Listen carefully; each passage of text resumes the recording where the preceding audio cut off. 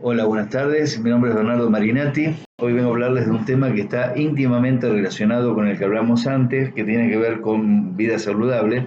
En este caso, vamos a hablar de riesgos psicosociales, entendiendo a riesgos como un riesgo laboral, como el riesgo 9001 del Sony, del ruido, etc. Este tipo de riesgos, digo, psicosociales, son relativamente nuevos, no son muy fáciles de ver, son peligrosos tanto o más que otros riesgos, ya vamos a ver por qué, tienen un amplio impacto debido a que afectan al trabajador, a la familia y a la organización y no siempre son de fácil identificación.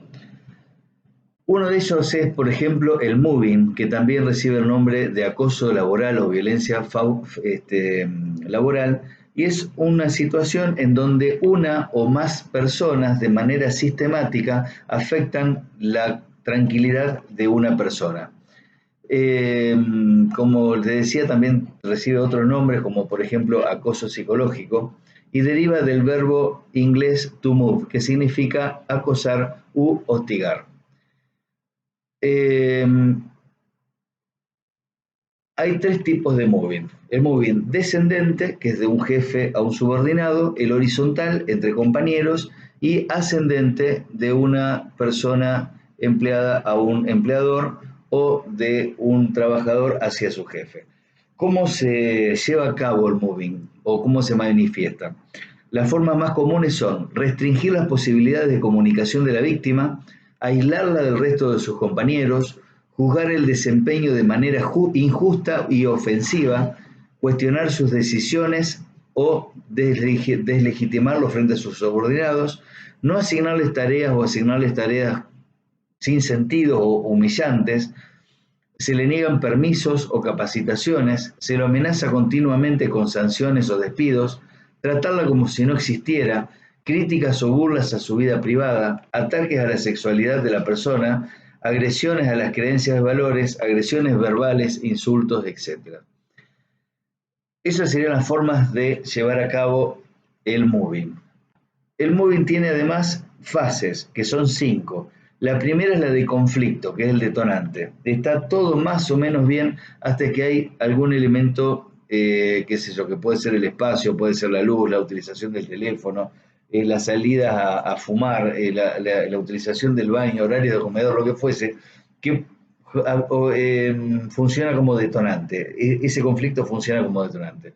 La segunda fase, que es la del acoso o estigmatización, es cuando se empieza a hablar ya no de la cosa, sino de la persona, empieza a decirle, che, este se levanta cada 10 minutos al baño, qué sé yo, andás a ver qué tiene. Empiezan a haber cuestiones que saliéndose del objetivo se van a lo subjetivo y empiezan a estigmatizar a la persona. La tercera fase es la de la intervención de la organización, cuando ésta no alcanza para solucionar el problema, la solicitud de ayuda externa con médicos laborales, el Servicio de Seguridad y Higiene, psicólogos laborales. Y quinta, la fase de marginación, salida de la organización y exclusión de la vida laboral de la víctima. ¿Cuáles son los perfiles del acosador y la víctima? En líneas generales, esto no siempre es así, pero con bastante frecuencia se encuentra que el acosador tiene una personalidad psicopática, paranoide, o bien son mediocres o narcisistas. Y la víctima, si bien cualquier persona puede ser víctima de un acosador, en general son personas con características positivas, como por ejemplo personas muy sociables, inteligentes, capaces y responsables. ¿Cuáles son las consecuencias personales que tiene sobre la víctima la acción de un acosador? El miedo, la baja autoestima, ansiedad, apatía, sentimientos de fracaso, impotencia, frustración y trastornos emocionales. La falta de concentración, problemas de memoria, alteraciones del sueño, adicciones, problemas de salud y depresión que pueden conducir a la víctima al suicidio. Las consecuencias familiares, conflictividad de las relaciones, irritabilidad y agresividad, alteraciones en la vida familiar y sexual y crisis de pareja también con separación. A nivel laboral, pérdida de motivación, pérdida de rendimiento, pérdida de la calidad del trabajo, aumento del ausentismo, deterioros de las relaciones laborales y por último, abandono de la organización. Hasta ahí el moving, es decir, es una acción que lleva adelante una o más personas contra otra, puede ser descendente, puede ser horizontal y ascendente, y vimos al final las consecuencias que puede traer sobre la persona, la familia y la organización. Pasamos ahora al estrés laboral. El estrés laboral es una reacción particular que tiene la persona con el entorno, con el trabajo, ¿sí? ¿Qué hace la persona? Considera o percibe el trabajo como amenazante, que desborda los recursos que él tiene para hacer frente a lo que que le exige el trabajo, pero no una persona, y que esto pone en riesgo su bienestar. En cuanto a si es grave el estrés, sí, el estrés es una situación, el estrés laboral es una situación grave y ya vamos a ver por qué.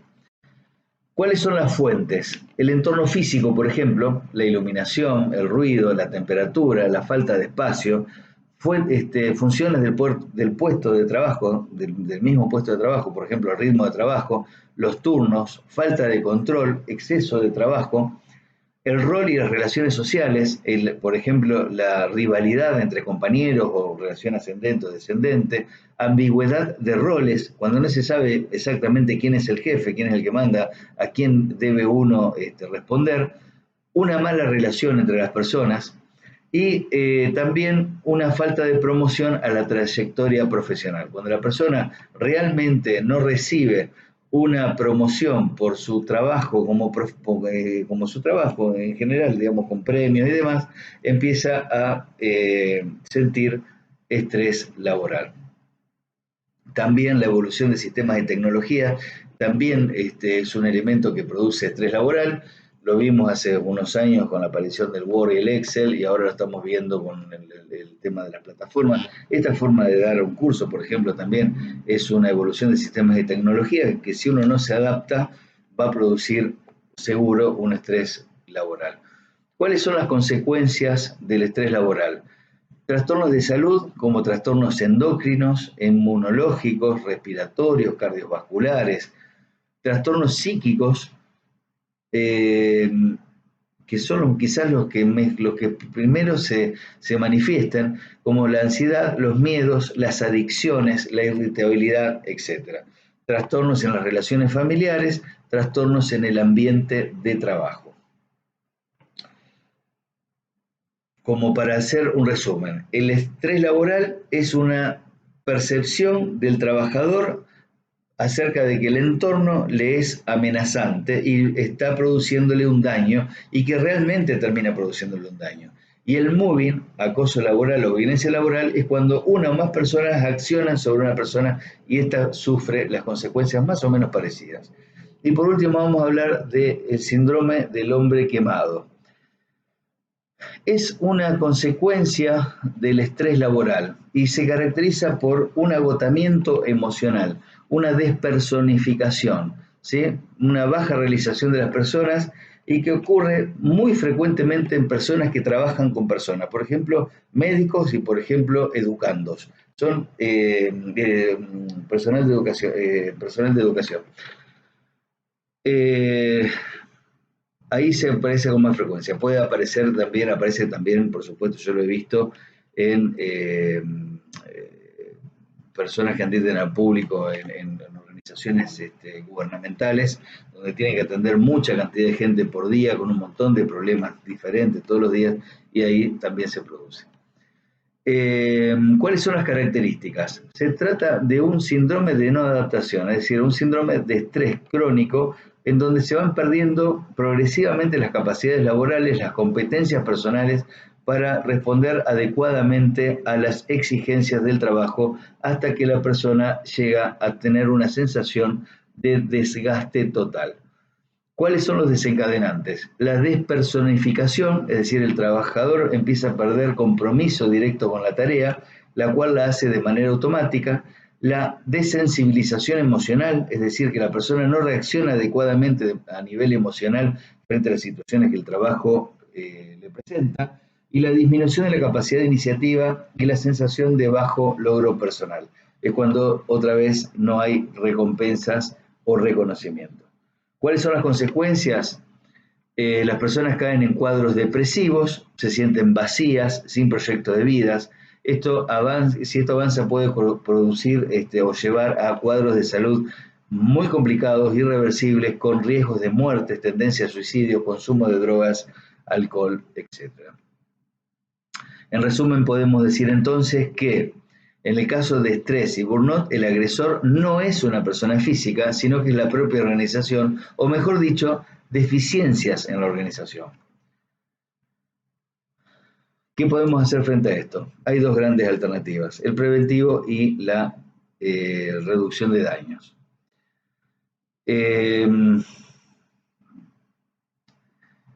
Podemos decir que en el caso de moving, es decir, cuando hay una persona o más que afectan la integridad psíquica o física de otra, con todos los elementos que nosotros hablamos al principio, hay que crear mecanismos para identificar y solucionar los problemas de acoso desde el servicio de seguridad, de higiene y de servicio médico coordinado con el de recursos humanos para poder individualizar rápidamente la aparición de una situación de estas para desactivarla.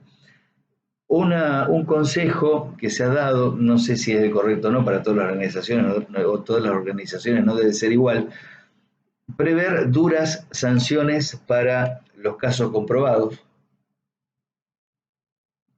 y bueno, hacer fuerza desde la medicina para que la RT tome estos elementos como digamos, situaciones de salud que surgen y puedan puedan generar equipos interdisciplinarios de trabajo para poder lograr la reinserción laboral de la persona que haya sufrido este tipo de problemas. Para la prevención de estrés, la prevención primaria, modificar la política personal, mejorar la comunicación y una mayor participación en la toma de decisiones. Hay algunos instrumentos para medir el estrés ocupacional, que está bueno hacerlo, medir qué grado de estrés produce el trabajo que estamos realizando en las organizaciones, hacer una estadística y ir afectando, digamos, llegar antes nosotros con antes de llegar ante nosotros que el problema, quiero decir, y entrenarnos el servicio médico con seguridad y higiene para poder entender más y mejor todo este tipo de situaciones. ¿Por qué hablar de esto ahora? Por dos grandes cosas. Una, porque está directamente relacionado con la vida saludable, porque como se podrán imaginar, las situaciones de estrés, como las situaciones del síndrome del hombre quemado o del bullying, producen alteraciones de la salud y producen situaciones de no confort. Además de esto, aumentan la presión arterial, aumentan el colesterol, aumentan el consumo de drogas, aumentan el sedentarismo, todos elementos que nosotros estuvimos tocando cuando hablamos de vida saludable. Todo eso por un lado. Y por otro lado, también es cierto y es innegable que todavía estamos padeciendo este tipo de cosas, no solamente a nivel laboral, sino también a nivel social en general, tras el confinamiento del año 2020 y parte del 21 que nos ha modificado la vida. Hay que ser conscientes de que estas cosas existen, hablarlas para ver de qué manera uno puede desactivarlas y mejorarlas. Muchísimas gracias.